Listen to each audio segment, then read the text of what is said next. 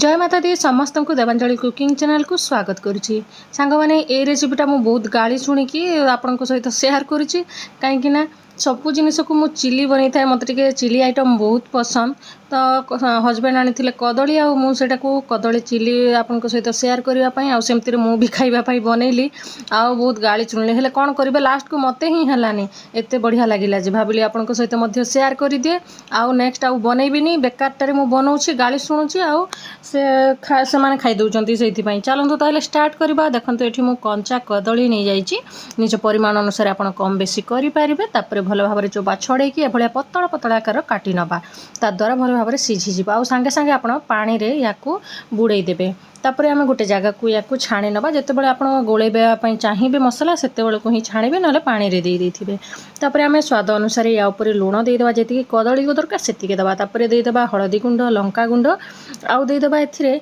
2 चामच खंडे बेसन तापर जदि अच्छी कॉर्नफ्लोर टिके देदेबे किंबा चाउल गुंड भी अल्प टिके देदेबे ता द्वारा पूरा क्रिस्पी हम आउ खाइला बेलू भी भल लगे तापर एथिरे अदा रसुण पेस्ट 1 चामच खंडे देदेबा आउ भल भाव या गोले नवा जदि दरकार हुए आपण पानी देबे नहले भलिया ए मसला गुंड आउ जो लुण देइछे आउ तापर पेस्ट देइछे सेथिरे ही गोळे हे जिवो आपन को जदि दरकार हुए टिके अल्प पकई पारिबे देखंतु भल भाव में यहाँ सब गोले या 5 मिनिट रेस्ट नापी छाड़ीदे भल भाव कदलीटा मसला गुड़ाक आब्जर्व कर तेल गरम करके या छाणी नवा देखंतु आपण फ्लेम को हाई करके ही छाणीबे ना तेलटा बेसी एब्जॉर्ब करदेव से हाई फ्लेम रे छाणीदेवे आउ जेहेतु टिके आम पतला पतला आकार काटिछे ना शीघ्र सीझी भी जीव तापर तलपटे टिके भल भाव में भाजी हो सारे आम धीरे धीरे या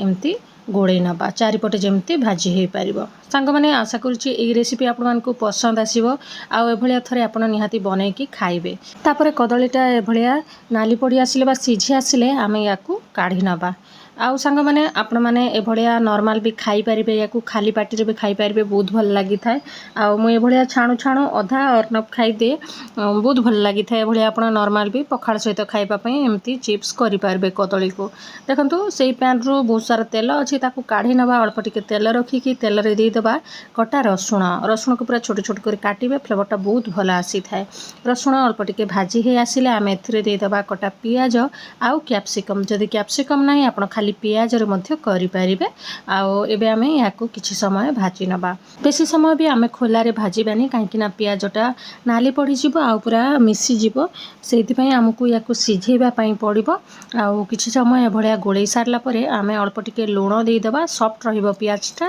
आ सेति पई तापरे किछि समय गोळै सारला परे आमे याको घोड़े नबा आ फ्लेम को पूरा लो करि देबा ता द्वारा कैप्सिकम आ पियाजटा सिझी जिवो भाजी हबनी एबे एठी देखि पारुथिबे भल भाव में सीझी गलानी कैप्सिकम आ पियाजटा एबे आमे जो कदली को छाणी के रखिथिले ताकू एथिरे देई दबा एई समय रे आपण फ्लेम को पूरा लो करि देइथिबे काहे कि ना एगुडा को सब हेई गलानी एबे हमकु या ऊपर सॉस दबा पई पड़िबो सेति पई लो फ्लेम रे ही आमे याकू करबा पई पड़िबो एठी देखंतु मु टमाटो सॉसटा देई देइची एई समय रे आपण को जेमति कहिथिली फ्लेम को लो ही रखिबे ना हले ताती जिवो तळे तापर टिके सोया सॉस देई देइची आधा चामच खंडे बेसी देई देले कळा पड़ी जिवो तापर चिली सॉस जदी अछि सेटा मध्ये अल्प टिके पकेइबे किबा रेड चिली सॉस अछि सेटा भी पकेइ पारिबे फ्लेवरटा बहुत भल आसी थाए ए सब को भल भाव में आमे किछि समय गोळे नबा जेमति चारिपटे कदलीर लाखी पारिबो से पर्यंत आमे गोळे नबा तापर आमे या ऊपर कॉर्नफ्लोर स्लरी टिके देई देबा कॉर्नफ्लोर को 1 चामच गोली देबा पानी रे आउ या ऊपर देई देबा ता द्वारा बहलिया हेई थाए